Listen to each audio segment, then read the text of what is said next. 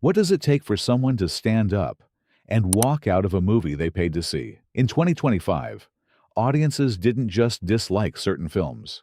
They abandoned them mid-scene. Franchises collapsed.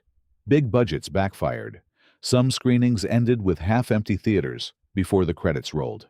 Tonight, we're breaking down the films that pushed viewers past their limit, and one title at the top left even die-hard fans stunned in silence. The Electric State, 2025. It looked untouchable on paper, a massive budget, a visionary concept, a cast engineered for international draw. So why were people quietly slipping out before the second act even landed? The Electric State promised immersion, a retro-futuristic America littered with towering machines, abandoned highways, emotional loneliness stitched into spectacle.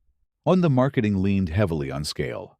Wide shots of rusting giants, sweeping synth-heavy scores, a coming-of-age journey framed against mechanical decay. Audiences expected awe. What many experienced instead was distance. Opening weekend reactions began surfacing almost immediately. Not viral outrage, not explosive backlash, just repeated mentions of mid-film exits. Theater staff in several multiplexes reported something unusual: steady trickles of departures around the 40 to 50-minute mark. That's rarely coincidence.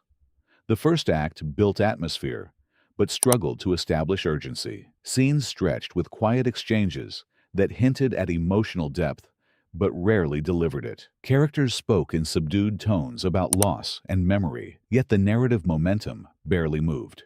When the world-building outweighs the story engine, immersion begins to fracture. High-budget sci-fi depends on emotional anchoring. Without it, even the most elaborate visuals feel ornamental. Viewers described entire action sequences that looked visually impressive, but carried no tension. A chase scene unfolded without escalation.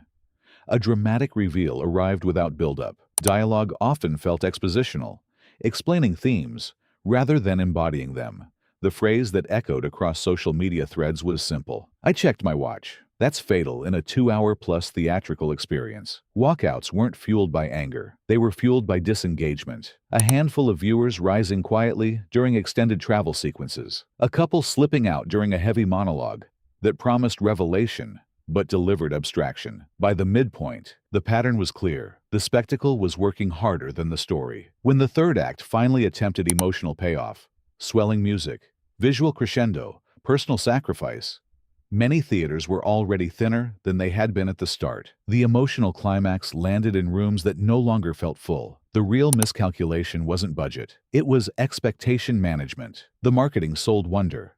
The film delivered introspection wrapped in spectacle. For some, that worked. For many, it felt misaligned. In a theatrical setting, misalignment is unforgiving. Once immersion slips, it rarely returns. In 2025, The Electric State became an early example of a new kind of box office bomb. Not scandal-driven, not controversy-fueled, but quietly abandoned. Disengagement became expensive. And it was only the beginning. Because the next film didn't just lose momentum, it divided the room. Hurry Up Tomorrow, 2025. How does a film lose its audience before it finds its story? Hurry Up Tomorrow entered theaters cloaked in artistic ambition. It leaned into stillness, into atmosphere, into long contemplative pauses. Critics described it as deliberate. Audiences described it as draining. From its opening frames, the film signaled restraint. Extended shots lingered on empty spaces. Dialogue arrived in fragments. Characters spoke elliptically, often withholding clarity. The tone was unmistakably introspective. But in a packed cinema, on a Friday night, introspection can feel isolating. Opening weekend reactions revealed something telling. Scattered walkouts during prime evening showings. Not dramatic exits, just consistent trickles. A seat empty here, another there. The aisle lights flickering as someone quietly made their way out. The turning point came early. The first 20 minutes prioritized mood over narrative direction. For viewers expecting a clear arc, confusion settled in quickly. Silence stretched beyond comfort. Scenes held without revealing purpose. And confusion in a theater compounds. Unlike streaming, where distraction is easy and pause is possible, a cinema locks you into the experience. When clarity doesn't arrive within the first act, Frustration intensifies. Reports described whispering between seats, subtle sighs, the glow of phone screens. By the midpoint, the first visible exits began. The film wasn't offensive. It wasn't grotesque. It wasn't loud or chaotic. It was opaque. Ambiguity can feel profound when payoff follows. Here, payoff felt deferred. Marketing materials had implied urgency, emotional stakes, unraveling secrets, dramatic turning points. The theatrical experience delivered abstraction. That disconnect triggered resistance. Online reactions afterward were blunt. Nothing happens. I kept waiting for it to start. I should have left sooner. That last sentence appeared more than once. The most volatile tension came from the divide. Certain critics defended the film passionately, praising its minimalism. That defense intensified audience backlash. When viewers feel told they didn't understand, frustration solidifies into rejection. In several urban multiplexes, Friday night screenings ended with visibly thinner crowds than they began with. Not empty theaters, but noticeably reduced ones. In 2025, audiences proved something revealing. They will tolerate spectacle. They will endure chaos. But they will not sit through ambiguity without reward. And if Hurry Up Tomorrow tested patience through opacity, the next film on the list triggered exits for a different reason entirely. It didn't confuse. It provoked. A Big, Bold, Beautiful Journey, 2025. How do you make a romantic fantasy feel emotionally empty? On paper, A Big, Bold, Beautiful Journey looked engineered for universal appeal. Recognizable stars with proven chemistry, dreamlike visuals soaked in warm light, a premise built around destiny, second chances, and the idea that love can rewrite a life. The trailer was cut like a promise. Swelling music, lingering glances, whispered confessions beneath golden skies. It looked like catharsis, but inside theaters, something didn't connect. Opening weekend reactions carried an unusual tone. Not anger, not mockery, but fatigue. Viewers described audible sighs during extended confession scenes. Laughter erupted in places clearly not meant to be funny. Emotional climaxes landed with polite silence instead of breathless stillness. That silence mattered. The first act moved briskly enough, introducing its central romance with visual flair. But as the film progressed, subtle cracks widened. Characters began explaining their emotions in long, declarative speeches, rather than revealing them through action. Symbolism piled up, recurring visual motifs, poetic voiceovers, slow-motion embraces, yet the emotional core never felt earned. Around the 1-hour mark, reports from multiplexes suggested a pattern: quiet exits, not dramatic walkouts fueled by frustration. Just a few people standing up, slipping down the aisle, and disappearing. The problem wasn't technical incompetence. The cinematography was polished. The score was lush. The performances were committed.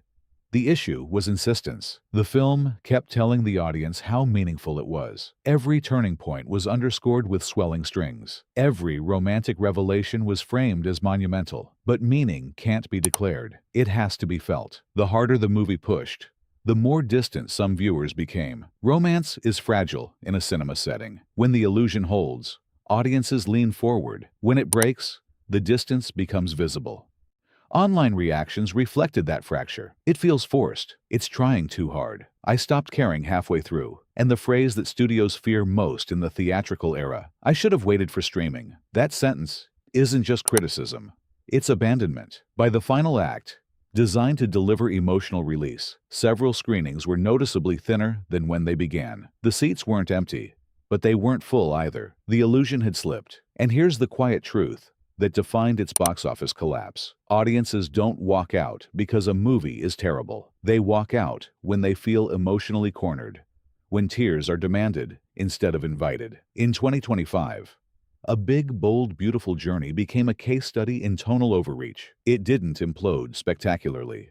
It didn't spark outrage. It simply lost the room. And the next film on this list, that one didn't overplay emotion. It underdelivered tension. The Alto Nights, 2025. When a gangster drama can't create tension, something fundamental has failed. The Alto Nights arrived with pedigree. Crime sagas have a built-in cinematic weight: power struggles, betrayal, moral decay. The title alone suggested ruthless ambition. Marketing materials leaned into sharp suits, shadowed rooms, hushed conversations before violence. Audiences expected volatility. Instead, what unfolded felt restrained to the point of inertia. The first act introduced its players with confidence, calculating leaders, conflicted lieutenants, simmering rivalries. But as the story progressed, escalation stalled. Confrontations ended in muted exchanges. In-power plays unfolded through extended dialogue rather than decisive action. The tension hovered, but rarely ignited. For crime dramas, pacing is oxygen. Without it, suffocation sets in. Opening weekend screenings revealed scattered walkouts, particularly during the second act, the moment when stakes should have peaked. Viewers described a sense of waiting.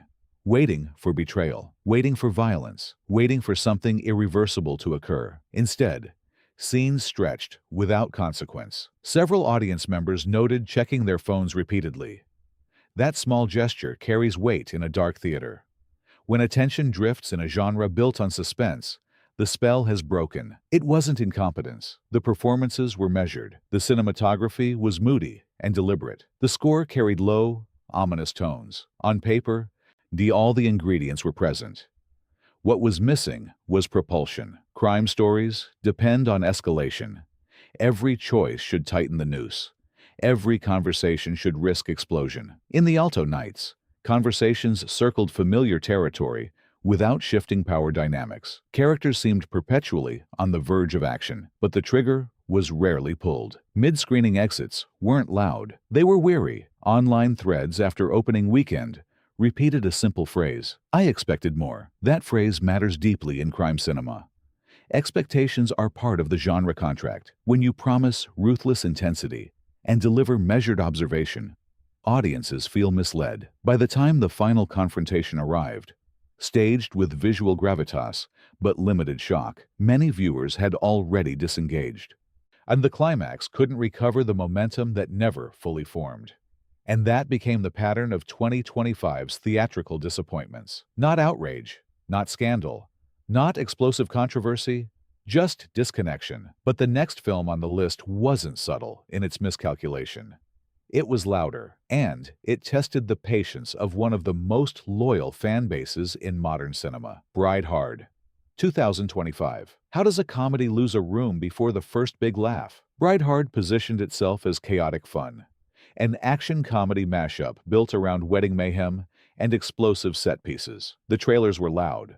The marketing leaned into irreverence. The promise was simple: outrageous humor, fast pacing, crowd-pleasing absurdity. Opening night told a different story. Within the first 20 minutes, something became clear in several theaters. The jokes weren't landing, not mild chuckles, not scattered giggles. Silence. The kind of silence that makes audiences aware of each other. Comedy is brutal in a cinema setting. When humor fails, it doesn't fade quietly. It echoes. Reports surfaced of viewers exchanging glances during punchlines. Some laughed at moments clearly not meant to be funny. A handful simply stood up and left after a sequence that leaned heavily into slapstick without rhythm. And once the first wave exits, others consider it. The core issue wasn't ambition. It was tonal confusion. Bride Hard shifted between broad parody and exaggerated action, but never committed fully to either. Scenes that were meant to escalate into chaos felt repetitive instead. Characters delivered one-liners that sounded improvised rather than sharpened. Momentum collapsed. By the midpoint, typically the moment when an action comedy accelerates, energy dipped. Online posts described secondhand embarrassment. That's a lethal phrase for theatrical comedy. Embarrassment spreads faster than laughter. Audiences don't walk out of bad dramas as quickly. They endure. But bad comedy, that feels personal. You're sitting in a room, surrounded by strangers waiting to laugh. And it never comes. By the final act, some screenings had visible gaps in seating. Not a mass exodus, but enough to notice. In 2025, comedy proved something unforgiving. If the audience doesn't laugh early, they won't wait for redemption. But the next film wasn't a misfire of humor. It was a collapse of legacy. And the backlash was far louder. Snow White, 2025. What happens when nostalgia turns into resistance? Snow White wasn't just another remake. It carried decades of cultural memory. Generations grew up with the animated original. The live-action version promised reinvention, updated themes, modern sensibilities, grand musical numbers. Instead, it ignited division before it even opened. By release weekend, curiosity filled theaters. Some viewers came skeptical, others came hopeful, but early screenings quickly revealed tension in the room. Not excitement, pacing became the first fracture. Scenes stretched. Musical numbers felt unevenly placed. The tonal balance between fantasy and realism never fully stabilized. Whispers began early in showings. By the halfway point, exits became noticeable. Unlike quiet boredom walkouts, these departures carried frustration. Social media reactions were immediate. "This doesn't feel magical. Why change what worked?" "I checked out emotionally." When nostalgia is involved, expectations are amplified. Audiences aren't just evaluating a film, they're comparing it to memory. And memory rarely loses. Reports from opening weekend included viewers leaving after extended musical sequences that felt disconnected from the story's emotional arc. Others cited tonal inconsistencies that made it hard to invest in the narrative. But the deeper issue wasn't technical flaws. It was trust. Remakes rely on a fragile contract. Honor the past while evolving it. Break that balance, and viewers feel alienated. And alienated audiences don't sit politely until the credits roll. By the second weekend, box office drops were sharp. Word of mouth had hardened. For some, the theatrical experience felt like a betrayal of childhood attachment. And when that happens, people don't argue. They stand up, they leave. But none of these films carried the kind of franchise weight the next entry did. Because when a long-running action empire faltered, the reaction was immediate. Mission Impossible: Final Reckoning, 2025. What happens when the most reliable action franchise in modern cinema finally stumbles? For nearly 3 decades, Mission Impossible built a reputation on escalation. Real stunts, real tension, real spectacle. Audiences walked in, expecting breathless pacing, and sequences designed to leave them gripping their seats. Instead, some walked out. Not because the film lacked scale. It didn't. The set pieces were massive. The production value was visible in every frame, but scale without momentum feels strangely hollow, and that's where the cracks appeared. Opening weekend reports described something unusual for a franchise entry: restlessness. Long exposition scenes dominated the first act. Narrative threads multiplied. Stakes were explained rather than felt. Viewers expecting immediate propulsion found themselves waiting and waiting. In certain screenings, particularly late-night premieres filled with die-hard fans, departures were noticeable during extended dialogue-heavy stretches. For an action saga known for kinetic urgency, the slowdown felt jarring. Some audience reactions online captured the mood bluntly. It felt bloated, too much setup. Where's the adrenaline? Franchise fatigue is subtle. It doesn't explode, it erodes. When a series that once thrived on tight pacing drifts into excess runtime and dense plotting, viewers feel the weight. The second act became the tipping point. Instead of escalating tension, the film layered complexity. Twists stacked on top of twists. Characters re-explained motivations. The room's energy dipped. For a franchise built on edge-of-your-seat thrills, even 15 minutes of stagnation can feel unforgivable. Walkouts weren't widespread chaos. They were symbolic. A handful of exits during what should have been pulse-racing sequences sent a message. Expectations had shifted. When audiences no longer trust that payoff is coming, patience disappears.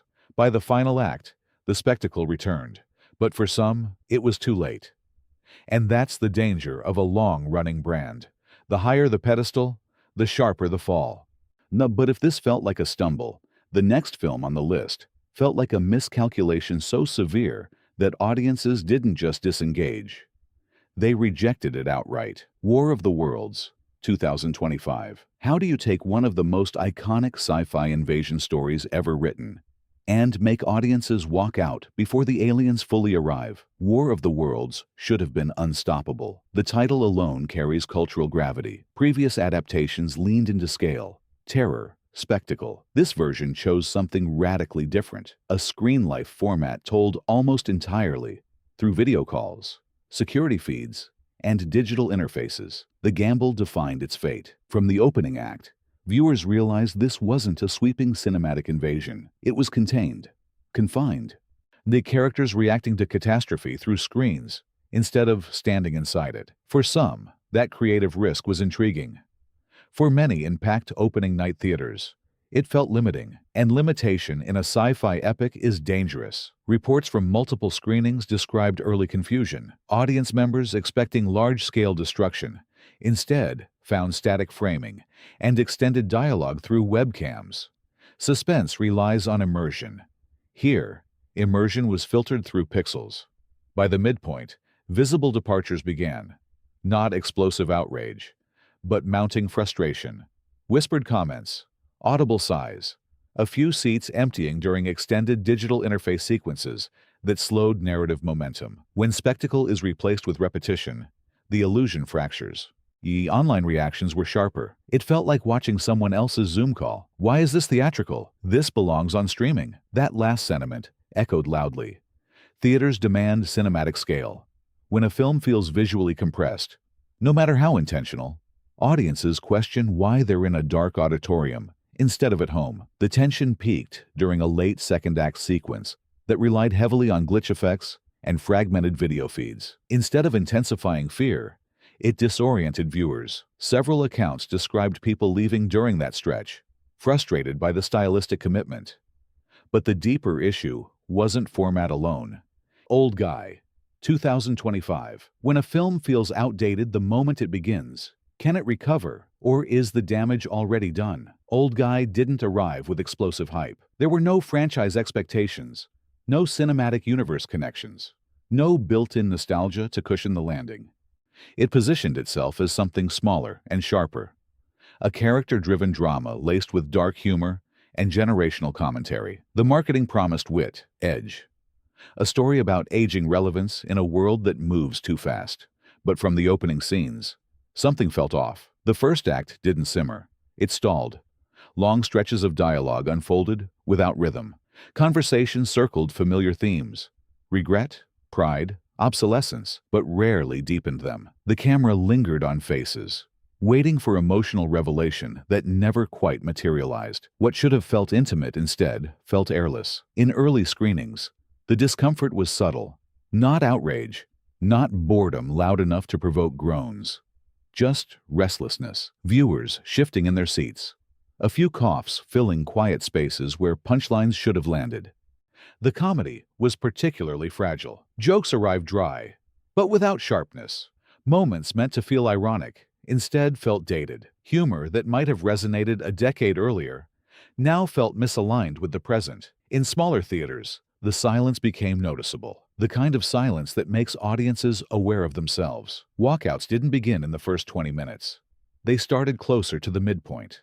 That's when viewers seemed to realize the narrative wasn't building toward anything urgent. Conflicts repeated themselves. The protagonist circled the same emotional dilemma without escalation. Scenes felt like variations of earlier scenes rather than progression. And several audience members later described the experience in similar language. It never gets going. It feels stuck. I kept waiting for something to happen. That waiting became the film's undoing. Dramas depend on propulsion, not explosions or spectacle, but emotional acceleration. Without it, runtime stretches. 90 minutes feels like 2 hours. 2 hours feels endless. By the final act, some screenings were visibly thinner than when they began. No dramatic mass exodus, just gradual erosion. A seat empty here, another there, a quiet acknowledgement that the story had lost its grip. And that was the defining feature of Old Guy's theatrical run: disengagement without scandal. No controversy fueled headlines. No shocking twist divided audiences. Just a slow realization that the film wasn't evolving. In 2025, and that proved just as lethal as outrage. Because boredom doesn't argue. It leaves. But even this steady thinning of theaters wasn't the most decisive rejection of the year. The #1 film didn't merely stall, it shattered trust. Regretting You, 2025. What happens when a film demands tears before it earns them? Regretting You entered theaters wrapped in emotional gravity. The marketing leaned heavily into heartbreak, fractured families, buried secrets, generational wounds. The trailers were cut for maximum intensity. Swelling music, trembling voices, eyes brimming with unshed tears. The promise was clear. This would be cathartic. Audiences arrived ready to feel something. Instead, many left feeling manipulated. From the earliest screenings, reports described tonal imbalance. Scenes swung sharply between restraint and melodrama. Quiet exchanges were followed by explosive confrontations that felt abrupt rather than inevitable. Emotional beats arrived loudly, but without the groundwork that makes them resonate. The pivotal moment came during a major mid-film confrontation sequence, positioned as the emotional anchor of the story. Music swelled, dialogue intensified, performances strained for impact. Yet instead of collective silence or sniffles, several theaters experienced something else: movement. A handful of viewers stood and left. The issue wasn't subject matter. Heavy themes can draw audiences deeper when handled with nuance. The issue was acceleration without accumulation. Characters declared their pain rather than revealing it through action. Conflicts were articulated explicitly instead of unfolding organically. Viewers described feeling pushed rather than pulled. In packed evening showings, exits became noticeable during the second act. By the extended final stretch, where the film doubled down on repetition of its central themes, departures increased. Online reactions afterward were strikingly consistent. "It feels forced. It's emotionally exhausting. I didn't buy it." That word, exhausting, surfaced repeatedly. Cinema asks for emotional investment. But when the audience senses that the score is doing the heavy lifting, that scenes are engineered for tears, rather than emerging naturally, resistance forms. Once that resistance sets in, the illusion collapses. And once collapsed, it rarely rebuilds within the same viewing. By closing weekend, the box office drop was steep. Word of mouth had solidified into caution. The film became emblematic of a larger 2025 pattern. Audiences rejecting emotional overreach. Unlike spectacle-driven flops or franchise fatigue, this felt more personal. People didn't leave because the visuals disappointed. They left because they felt emotionally cornered. In a year filled with ambitious risks and expensive miscalculations, Regretting You stood apart, not for controversy, not for scale, but for becoming the most authentic example of viewers walking away from a story that asked too much, too soon. In 2025, audiences sent a message. They will embrace intensity. They will endure discomfort. But they will not stay for manipulation. And when that line is crossed, even the most carefully marketed drama can lose the room. 15 films, each massive budgets, global marketing, and still empty seats before the credits rolled. In 2025, audiences proved something powerful. Hype doesn't guarantee patience. When pacing stalls, tone fractures, or trust breaks, viewers don't argue. They leave. But one film on this list didn't just lose money. It changed how studios calculate risk moving forward. And that shift, it's already reshaping the next wave of releases.